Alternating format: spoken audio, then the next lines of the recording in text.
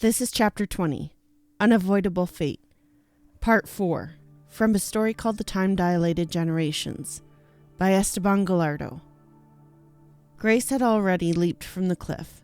There was no hesitation, no doubt, no second thoughts. She had committed herself entirely to the abyss, and for the first time since the darkness had swallowed her heart, she felt something close to peace. Her fingers moved effortlessly over the controls, bypassing every safeguard, every redundant failsafe designed to prevent catastrophe. The remote access override, meant to serve as the ultimate safeguard against rogue command, was disabled in seconds. The moment the last barrier fell, she exhaled softly. The world outside no longer mattered. For 1 full hour, VY Canis Majoris continued to accelerate, locked in the inexorable grip of its propulsion systems. At first, the passengers had obeyed protocol without question. They had gone through the motions of emergency deceleration drills all their lives. They knew the routine, the sequence of events that should follow. But something was wrong. The course correction maneuver should have lasted no more than 40 minutes. By the time the clock passed the 1-hour mark, the uneasy whispers had become frantic screams. Trapped in their acceleration seats, their bodies pinned by crushing G-forces, they were helpless to do anything but shout, demanding answers. Panic surged through the ship like wildfire. Their minds were trapped in a prison of terror, their only movement confined to the twitch of the fingers, the blinking of the eyes, the ragged gasps of breath forced through clenched teeth. Something was terribly, terribly wrong. Harold Cross had known something was wrong from the moment he left the bathroom. He barely had time to strap himself into the nearest seat before the force of acceleration crushed down on him. His breath was ripped from his lungs as the weight of inertia made even the simple act of lifting his hand a monumental effort. For the past hour, he had fought against the pressure, trying desperately to establish communication with the navigation control cabin. He had called for help. He had sent urgent override requests. He had screamed into the intercom, demanding a response. But nothing came. No response, no acknowledgement, not even static. And that was when the horror set in. This was not a collision avoidance maneuver. This was something else, something deliberate, something irreversible. His mind refused to believe it at first, but the longer the silence stretched, the more the truth became undeniable. His fingers trembled as he forced himself to open a direct channel. He directed it to her, the one person who could still stop this madness. The words came out in desperate gasps. His voice strained from the effort, but he didn't care. "Grace, please, I beg you, whatever is going on, stop. You need to stop it. We are here for you. I can't know the pain you're going through, but this is not the answer. Please, hundreds of people on this ship still have hope. Hope that we can make it. Give us a chance to prove that.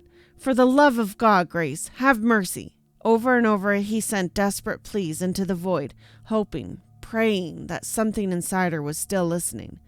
But Grace was no longer there. She heard him, every word, every cry for help, every desperate attempt to pull her back from the edge. But they meant nothing to her now.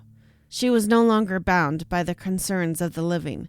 The mortal world had drifted far behind her, fading into insignificance. She had set the course for something beyond human understanding, something transcendent, something final, somewhere beyond despair, somewhere beyond existence. She was going to reach light speed. For 3 long hours, VY Canis Majoris raced toward the edge of impossible. It had crossed thresholds no human vessel was ever meant to cross, pushing beyond the safety of reason, beyond the fragile safeguards of science. At precisely 99.9% the speed of light, the ship entered forbidden territory. It was a milestone of horror, a velocity that had once rewritten history.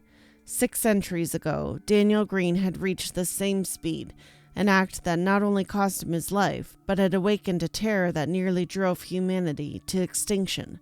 And now, here they were again, history not simply repeating, but spiraling downward in an irreversible descent. She had long since severed herself from consequence. The finality of her choice had become her only solace. There was nothing else, no grief, no regret, no hesitation. only the relentless, inexorable pursuit of speed. The acceleration continued, though slower now, each fraction of velocity harder to claim than the last. It was as if the universe itself resisted, as if the very fabric of space-time refused to let them pass. The closer they reached the limit, the more time stretched, warping perception, slowing reactions, dragging them toward an eternity of frozen moments. It took 12 hours to push further, to climb from 99.9% to 99.99%, the ultimate physical limit of the offloading inertial mass drive. The ship could go no faster. No human vessel ever had. But what awaited them there was not freedom. It was entrapment. Time with VY Canis Majoris slowed to an unbearable crawl. The time dilation at 99.99% the speed of light was 70 times slower than for someone stationary and 10 times slower relative to the network of time-dilated spaceships. The outside world moved faster, a relentless tide racing ahead while they remained locked in a moment that barely progressed. The voices that cried out in fear, the wails of those who understood what was happening, stretched into agonizing echoes, their transmission signals twisting through the time-dilated network in slow, distorted terror. To the other generational ships, VY Canis Majori seemed trapped in an internal scream. The passengers did not feel the change. When the acceleration protocol finally ended, when they could finally unbuckle from their seats and feel their weight again, the silence was almost comforting. Some coughed as they adjusted to the sudden stillness. Others were shocked at their muscles, weakened by hours of forced restraint, as they tried to remember how to move. Then panic set in.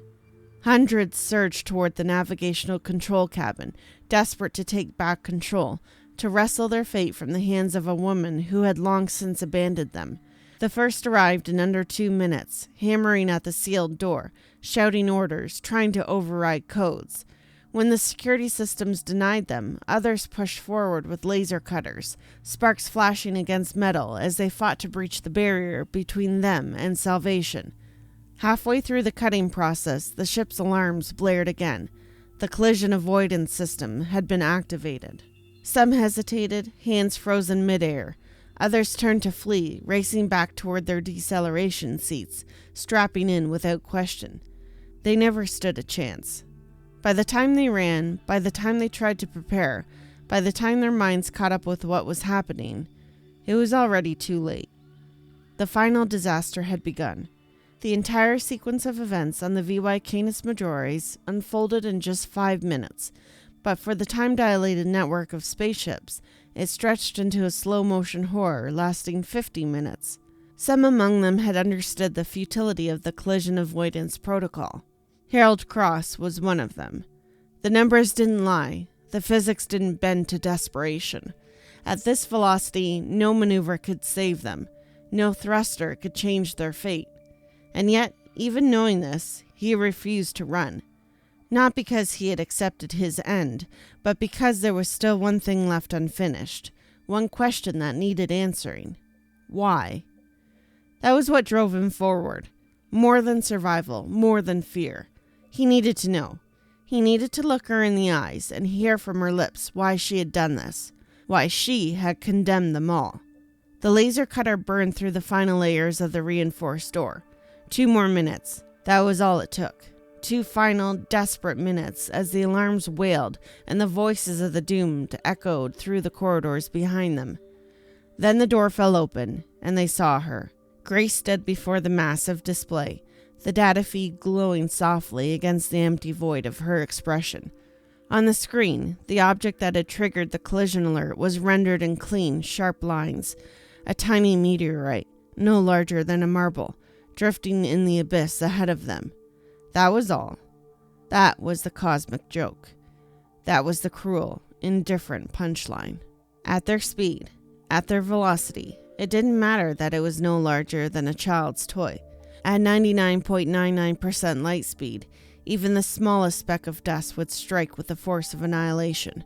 There was no evasion, no redirection, no last-minute salvation.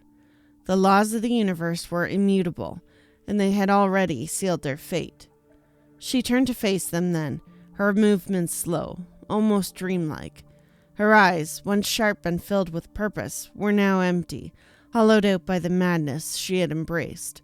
And yet, despite the abyss that had swallowed her mind, she smiled. It was a strange smile, soft, almost serene, but utterly detached from reality.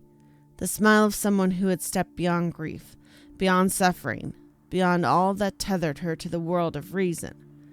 Harold took a deep breath, his throat dry, his body locked between fury and sorrow.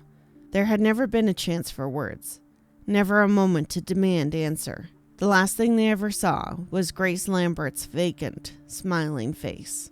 No one on board VY Canis Majoris ever felt the end. At 99.99% the speed of light, with a time dilation factor of 70, the moment of impact existed outside the realm of human perception. There was no awareness, no terror, no agony, only the silent, instantaneous conversion of flesh, steel, and memory into pure energy. The nervous system never had time to react. The chemical messengers that might have carried signals of pain were obliterated before they could even begin their journey. The ship, its passengers, its legacy, all of it was reduced to a single, incomprehensible instant of annihilation. And then, the universe noticed. The explosion of VY Canis Majoris was unlike anything humanity had ever witnessed. It was not the desperate, defiant burst of Daniel Green's ship centuries before. This was something on a scale far, far beyond. A generational spaceship, vast and sprawling, the culmination of hundreds of years of engineering and sacrifice, had struck its final wall. The result was devastation on the level of a supernova. The blast expanded outward in a cataclysmic wave, a beacon of destruction that could have been seen from anywhere in the Milky Way. Even from beyond the galaxy, the eruption of energy marked itself upon the fabric of space. It was a tombstone carved in light, a final, irrefutable testament to the folly of man. But the disaster did not stop there. 20 light years ahead, the planet that had awaited them, their promised land, the world that had been studied and dreamed of for 7 centuries, felt the full force of their failure. The radiation surge reached it like the wrath of a dying star. The surface burned, its atmosphere ripped away, the delicate, life-sustaining balance that had made it a candidate for colonization erased in a matter of seconds. Once it had been a beacon of hope, a destination that could have held a future. Now it was nothing. Just another dead rock, one among trillions, lost in the cold, uncaring dark. And with it, something deeper was lost. That day marked the end of an era where hope had been the guiding light of humankind, where the belief in survival had carried them across the void. It forced them to confront the truth they had long denied, the truth no one had dared to say aloud, that the Great Filter was not a force of the cosmos. It was not black holes, or supernovae, or rogue planets, or the silent indifference of the universe. It was them. They were their own Great Filter. That was the final part of Chapter 20, Unavoidable Fate, from a story called The Time-Dilated Generations, by Esteban Gallardo. Thank you so much for listening, and we'll see you again next time.